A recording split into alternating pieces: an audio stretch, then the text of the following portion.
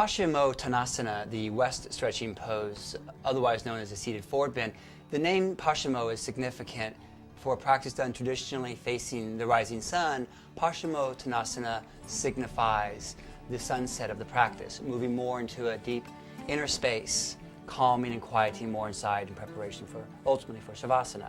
Here we start with the foundation of Dandasana, as with all seated forward bends. If a student has difficulty sitting up tall with a neutral pelvis, as in Dandasana, encourage the use of a prop underneath their sitting bones. I'm going to ask Noemi to slide her hands slightly forward along her legs and to clasp without losing the length of her spine, to pull and lengthen her through her spine.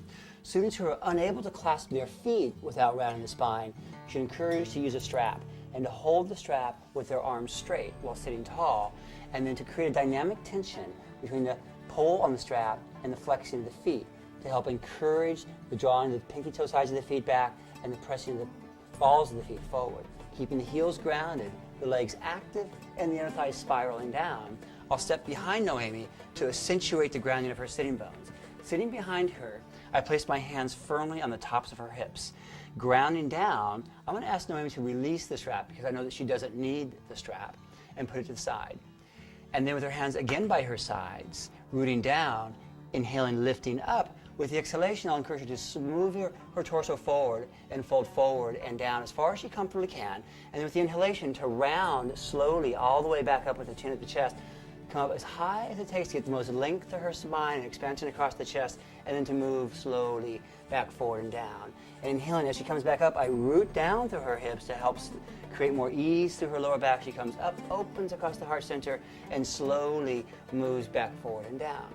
Encourage your students to stay with this undulating movement as long as they like, little by little, moving farther and further forward. And staying with the breath, we'll do this one more time, inhaling, lifting and expanding, and then slowly releasing out and down. This time Noemi will stay there with her hands on the floor by the sides of her feet. And here, I'll place my hands again to the hips, and the primary action here is to press down and slightly back to help ground the sitting bones and to create more length through the lower back. I want to encourage your students to keep their feet flexed in dorsiflexion. Doing that will also intensify the stretch in the hamstrings muscles, in which case a student can point the feet somewhat farther forward, but be aware that that compromises the engagement of the quadriceps muscles and makes it a little bit more intense on the hamstrings. Here I'm going to again place my hands onto Noemi's hips and pressing down with my thumbs pressing the sacrum down, my own shoulder blades shrugging down my back, my chest expanding. I'll find that point in the curve of her spine where the arc starts to peak and place my sternum just there. And with each inhale, is this okay? With each inhale, as I feel her breath, I'll lift off a little bit. And as I feel her exhaling, I'll encourage the lengthening of her spine by sliding my sternum slightly up her back. All the while, I'm using my hands to ground her hips and encourage that firm rooting. Little by little, she draws farther and farther forward. I'm going to ask you to lift your head a bit, lift your chest, and lengthen that a bit more.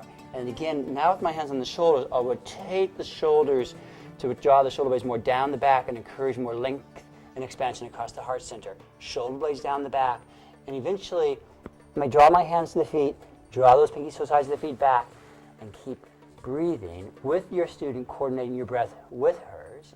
If the student clasps the wrists, as you can see Noemi has done here, slide the clasp up to the balls of the feet and use that, just as we did with the strap, in a dynamic positioning, pulling on the hands and pressing out on the feet, keeping the legs active. When a student starts to rise from Paschimottanasana, it's helpful to place further pressure down on the hips. And then with the inhalation, I'll ask her to slowly draw back up with my hand drawing down her back to encourage the release of her shoulder blades down her back, spaciousness across the heart center. Returning to Dandasana, the staff pose.